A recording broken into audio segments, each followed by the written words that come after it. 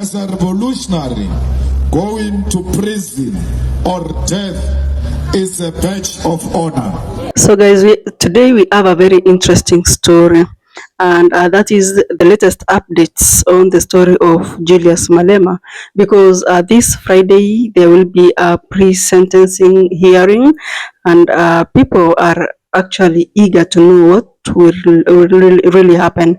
So in today's context, we are going to discuss what will happen if Julius Malema goes to jail or is in prison. So we are going to talk in the context of martyrdom, and also we are going to talk about the loss of parliamentary seat, its impact. We are going to talk about internal EFF party stability, and in that regard we will discuss the power vacuum, the leadership test in regard to the road to 20, and then also we are going to talk about the Zoma factor. So let's listen to a couple of videos, and then I'll come back and talk about more on what will happen if Julius Malema goes to jail. It's a big week for the leader of the EFF, Julius Malema, who's heading back to the East London Magistrates Court on Friday for pre-sentencing.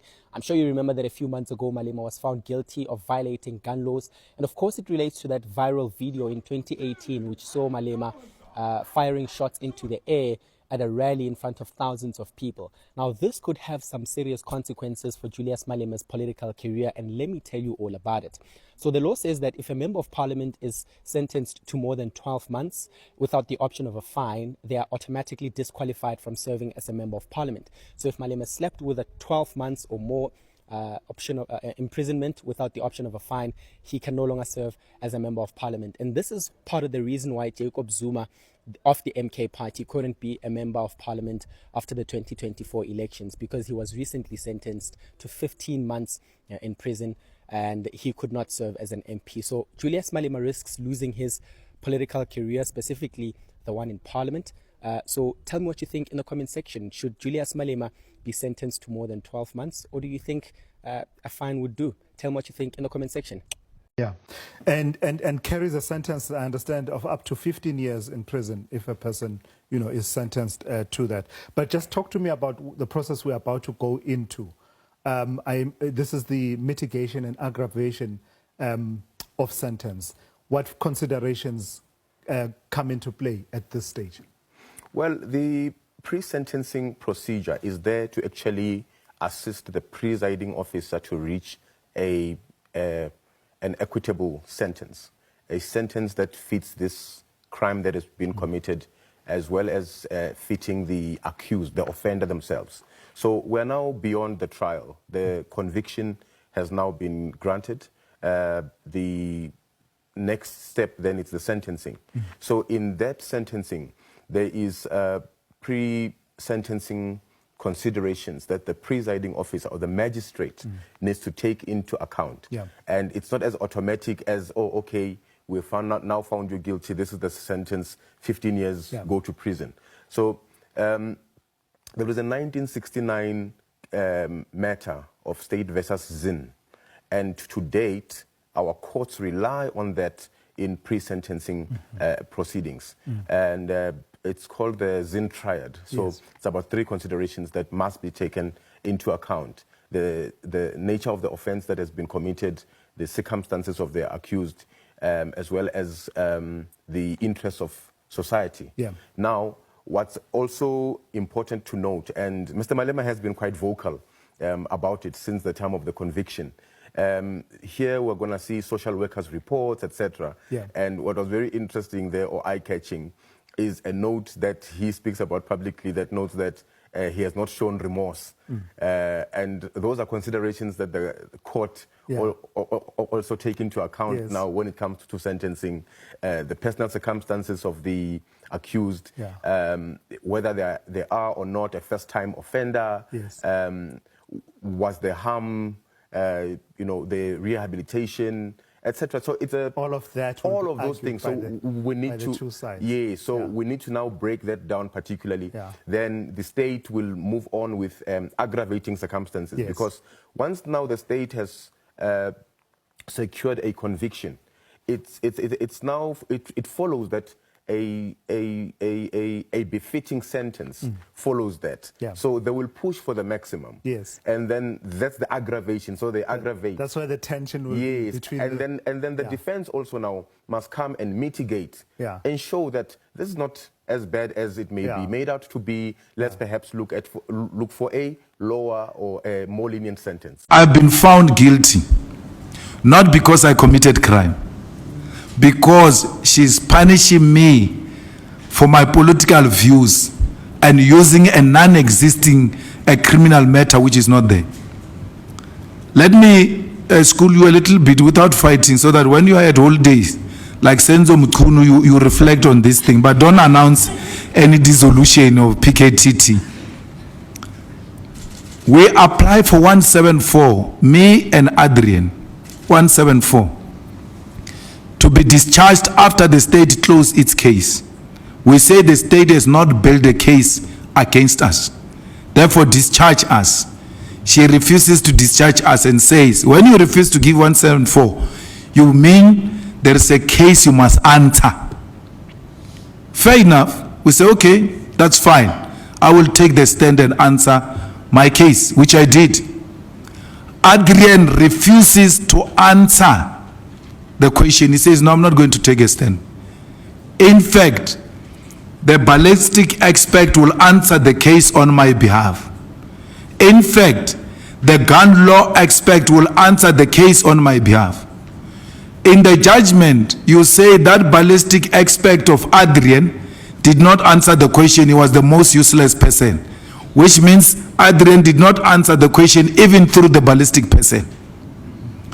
Then you say, shame, the gun law expert is such a good gentleman, and yes, he contributed in the formulation of the gun law, and I can take it that far. Other than that, it's not being useful to me, which means you are dismissing that person who was answering on behalf of the Adrian. The question you said Adrian must answer is still not answered. Because you said Adrian has got a prima facie case to answer, which has been built by the state. He still doesn't answer that question. You say, no, discharge, go home.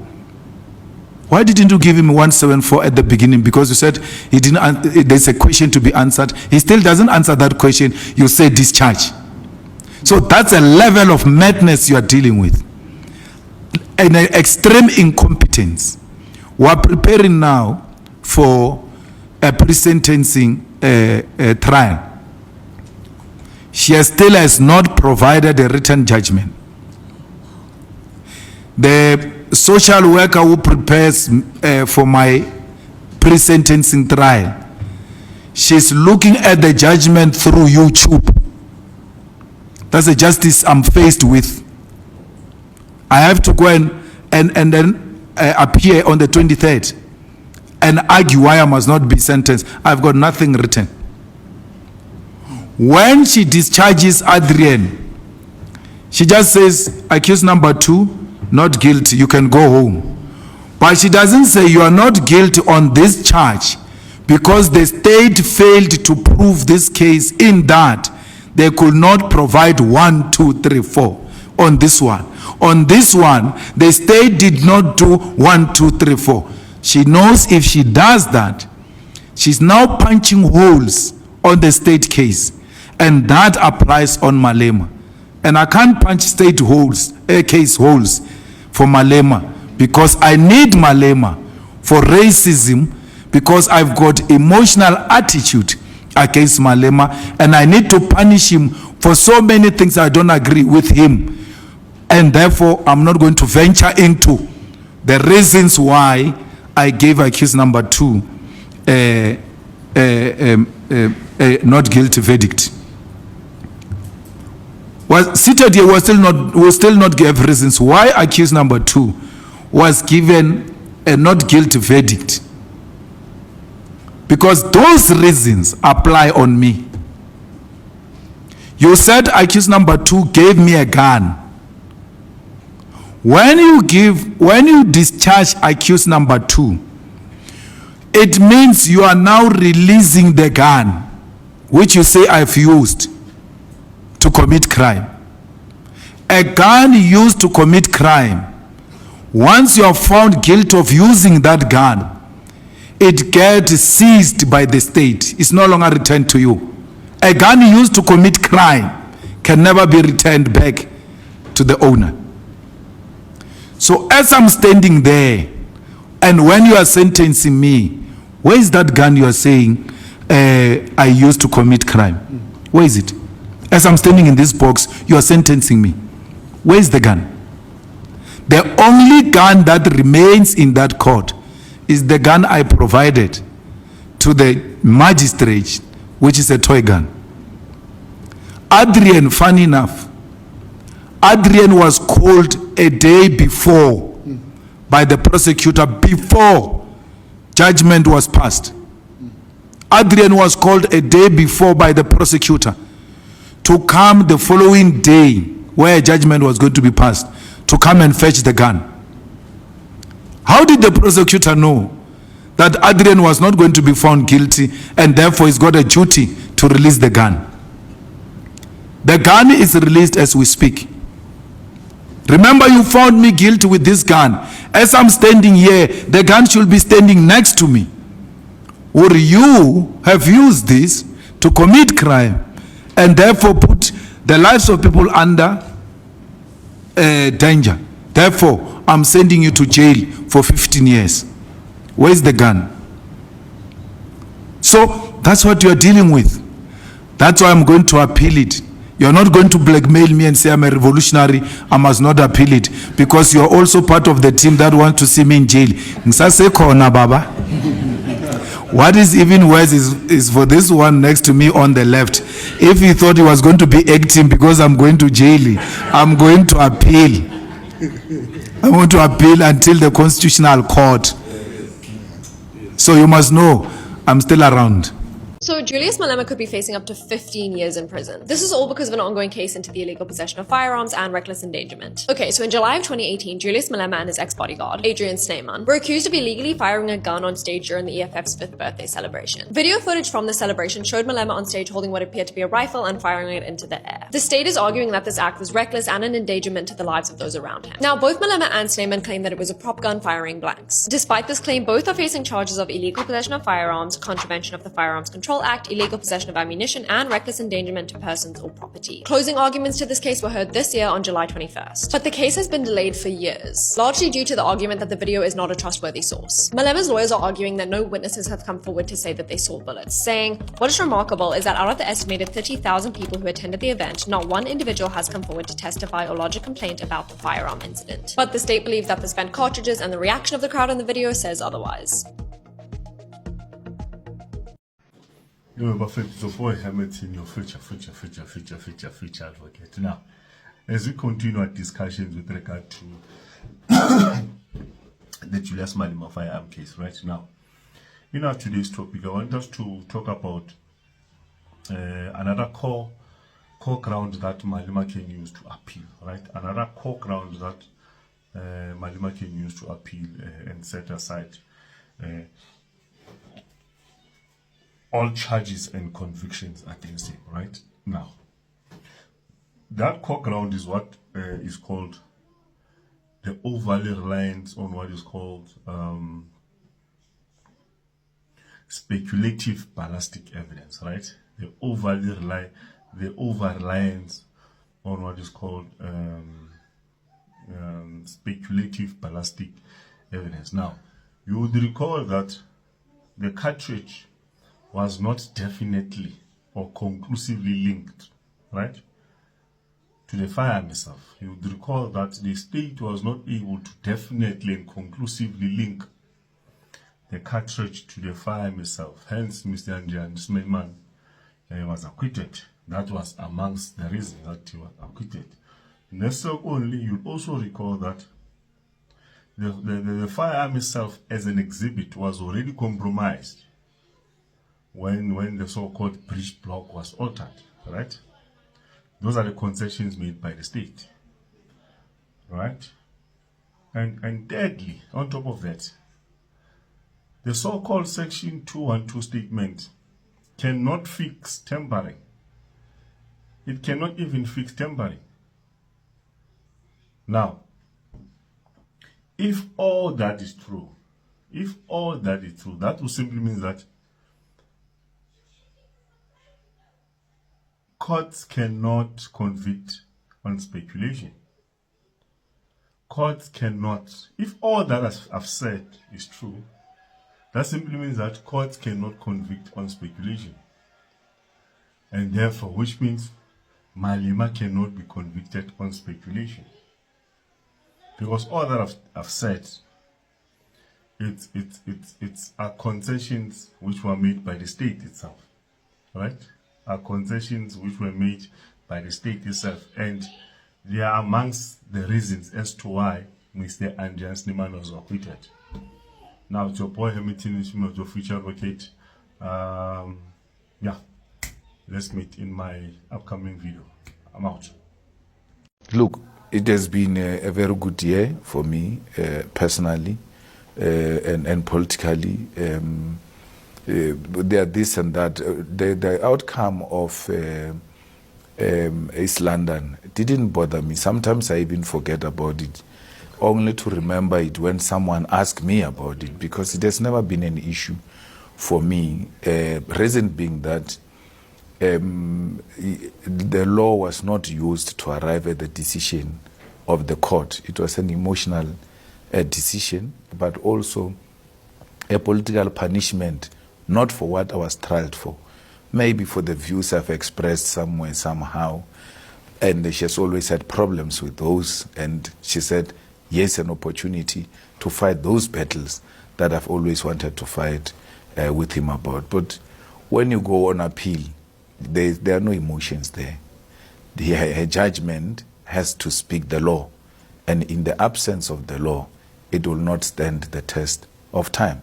So you will know, Mzilgas, that when you are charged with a firearm and you are found guilty of having used this firearm to commit crime, that firearm is seized to the state once you are found guilty.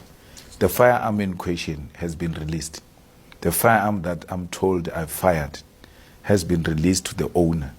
So if it has committed crime, why is it released to the owner? Because the state must take it. And what was funny about it again is that a day before she passed judgment, the prosecutor called the lawyer of accused number 2 that tomorrow you must come and fetch your firearm before the judgment was made.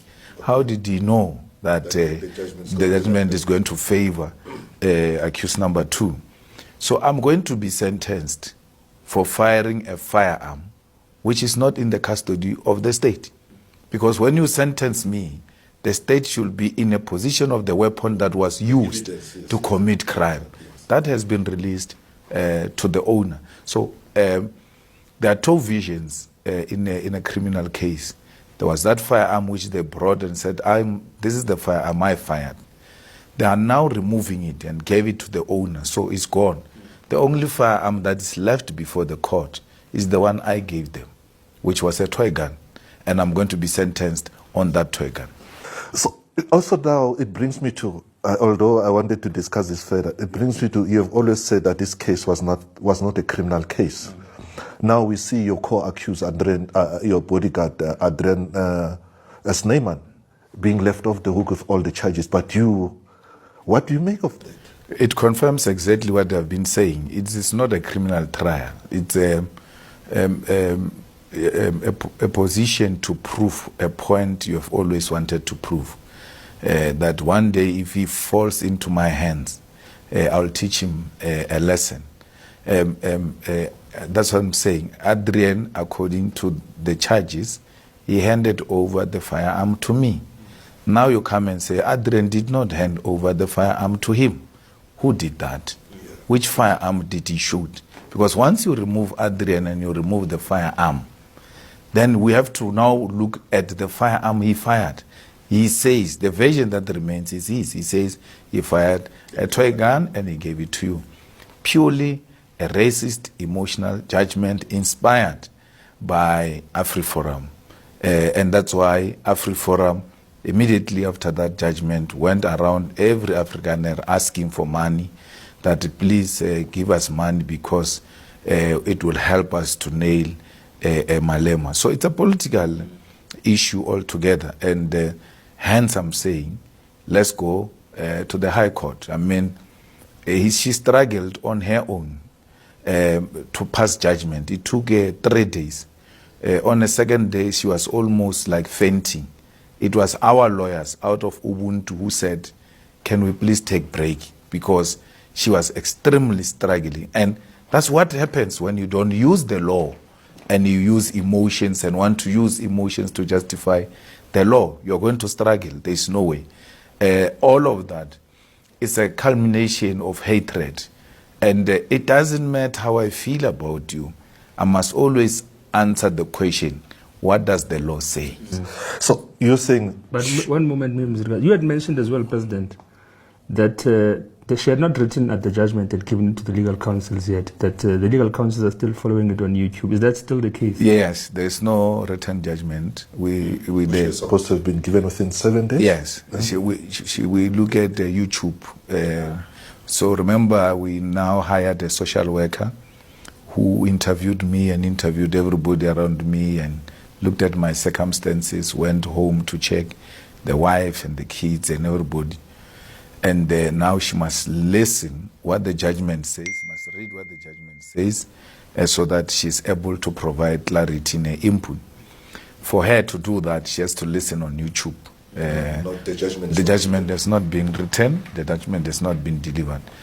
So because if you write it down, you're going to have to now reason the law.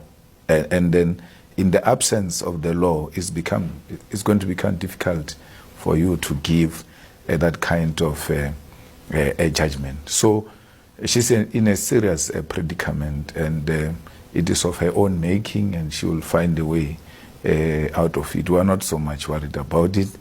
Our social worker, she's almost at the tail end of the report. She has given us the first draft. Today at 6, we're having a consultation based on that draft, and then from there we'll be ready for the 23rd. So you're saying she was trying to teach you a lesson. Did you learn anything from it? I can't learn a lesson from hatred. I can't learn a lesson from people who are fighting political battles, masquerading as the judges or magistrate, using our laws to fight political battles. I can't learn from such people. Even in the report that the social worker is writing, she says the accused is showing no remorse. I can't show remorse of something I've not committed. And the court agreed with me. Look, she raised her head and said to accused number 2, accused number 2, on count 1, this and this and this, you are acquitted, not found guilty, you can go home. But she has to write, why is accused number 2 not found guilty on this charge? So when you do that, you are punching holes on the state case.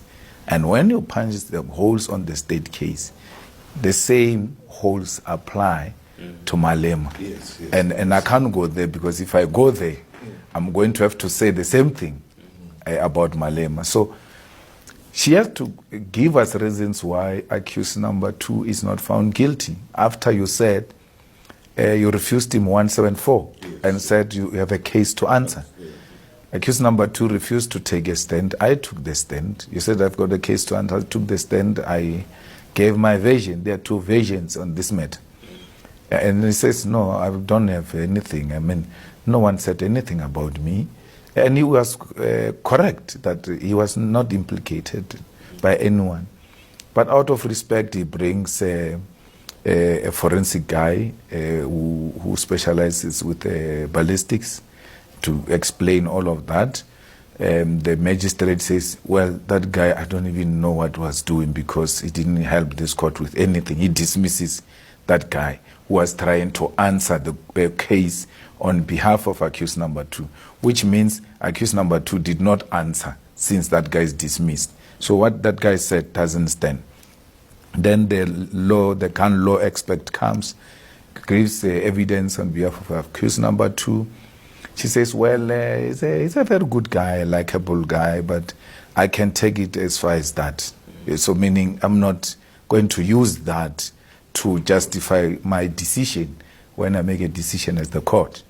Meaning, accused number 2, witness number 2 is dismissed. So he didn't give a version. The version of the ballistics expert is dismissed. The version of the gun expert is dismissed. There is no new version. But you acquit him after you refused to acquit him on 174 and said he's got the case to answer. He has not answered any question, but you acquit him. As a revolutionary, going to prison or death is a badge of honor. We cannot be scared of prison. We cannot be scared to die for the revolution. So whatever they want to do, they must know we will never retreat from the ideas and the 7 cardinal pillars of the EFF. At the center of those is to expropriate land without compensation. So comrades, you must not be deterred. We live here highly determined. We are going to fight this up until the Constitutional Court.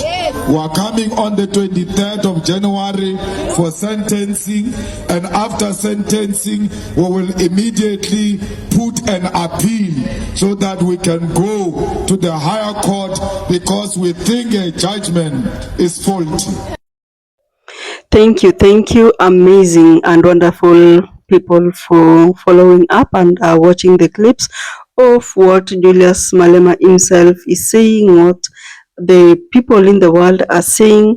And at this point and moment, I'm now coming in to do an analysis after listening carefully to the videos in this particular YouTube video, if that really makes sense. So before I start on what will happen if Julius Malema gets to be jailed, probably come this Friday. I mean, we're talking about the future now. We're just trying to do an analysis. So from the videos, we are seeing that Julius Malema is being targeted. And even when it comes to his judgment last year in the month of almost towards the end of the year, you can clearly see that a lot of people believe that the judgment was based on political view and not on the law side of it. So in short, it's believed that the case was biased, because at the end of the day, nobody came out and said that, you know, they did a proper investigations and they actually proved that this was a gun and not a toy. Like, you know, they normally do what you call a proper analysis on a gun when it's either used or misused. So about the serial number, they never came out and talked about it. They never tested it to know like what that truly was, because you could see that the gun was being tested. Okay, when he was using that particular firearm, he was in a tent that had a roof, and nobody came out and showed us that the roof had some holes due to the impact of the firearm. So nobody also came out and talked about the type of ammunitions. And I can tell you that the way Julius Malema is saying that the decision was arrived at emotionally and not lawfully makes a lot of sense. And one funny thing is that Julius Malema feels like he will be going to prison. I don't know, the way he has been talking of late. Remember that he has even been missing attending these committees in parliament. And that being said is that he has been in, you know, this stressful, he has been experiencing stressful moments, scared moments, doubtful moments, because he doesn't really know what will happen in this white dominated judicial system.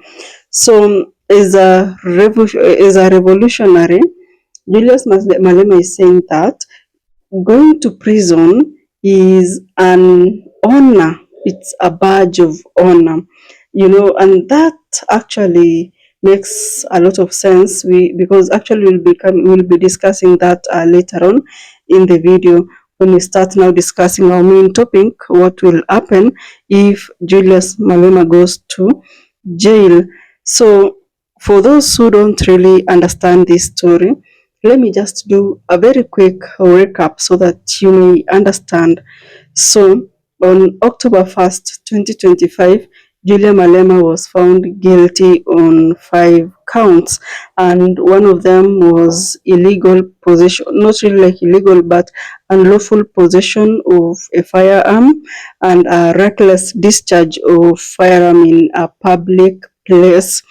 So this coming Friday, which will be on 23rd of January 2026, he will be appearing in a court in South Africa, the East London Magistrate Court, for a pre-sentencing hearing. That is where we'll be getting to know more about the update of the case. So people actually believe that he will be sentenced. I don't know, there's a potentially will be sentenced, and according to so many sources, if you follow up on this story, you can clearly see that he will be jailed, and that is because of the judgment that came out last year, that he was guilty of the offense. And remember, this type of offenses that we just mentioned before, like some few minutes ago, if actually you are found guilty, there is a possibility that you could go to jail up to 15 years. And if you go to jail for 12 months continuously, and or more than 12 months, and then you are denied bail or fine, then you are disqualified from holding a public office or serving in the parliament. That is now, you go to jail, serve those particular time or period, and then after it is completed, then again you have to stay 5 years outside before you start going into politics. So if he will be imprisoned, what do you think will happen, guys? These are my thoughts. This is what I am foreseeing. Number one is political detractors will be happy. They will actually be celebrating that finally Julius Malema is going to prison, is going to jail, and therefore they are going to do anything that they want, because at the end of the day, there is nobody who will be overseeing them. There is nobody who will come and say anything about them. I mean, when I talk about anybody, there is nobody like Julius Malema, who has a platform, a very big platform, whereby if he speaks, he has people that listens to him. He has people that believes him like 100%. So on the other hand, the EFF party supporters will actually have a feeling of, what, this is a defining moment in the history of South Africa. So this tells us that we have to come up with a movement, the EFF movement, to actually oversee the government, even if it will be outside, fight for our own economic freedom, fight for our own freedom in terms of land justice. I mean, what Malema just was fighting for. So I want now to talk about the Mataya narrative, because Julius Malema had already talked about this, and in his statement, he said he actually, if you could actually hear him well, he was kind of positioning himself, and telling the world that in case there is a jail term for me, remember that a jail sentence is a badge of honor for someone like him. So in that case, he was actually telling his people that, don't forget the fact that we are here to fight for our own freedom. So me going to jail is actually a badge of honor. I am sacrificing on your behalf. We are still together. We are going to fight for this together. It doesn't matter where you are, and this is the fruit of fighting for your own right. So actually, what I believe is that likely he will be, presented as a political prisoner of a white dominated judicial system. And, that is a very, very strong word and a very, very strong narrative, especially towards the Black South Africans who don't really want this, the white supremacy narrative in South Africa. And it was so funny to see that there is a certain town in South Africa where Black Africans weren't allowed to live in, to study in, to work in, and it was devastating because this is Africa. I mean, if it would have been somewhere else in the world, it would be better, but within Africa, it doesn't really make sense. So what made Julius Malema to be extremely visible among South Africans, and the world in general is the fact that there were a lot of legal actions against him that really, really propelled his visibility to the point that he has been known by millions and millions of people around the world. He has been known as a pan-Africanist.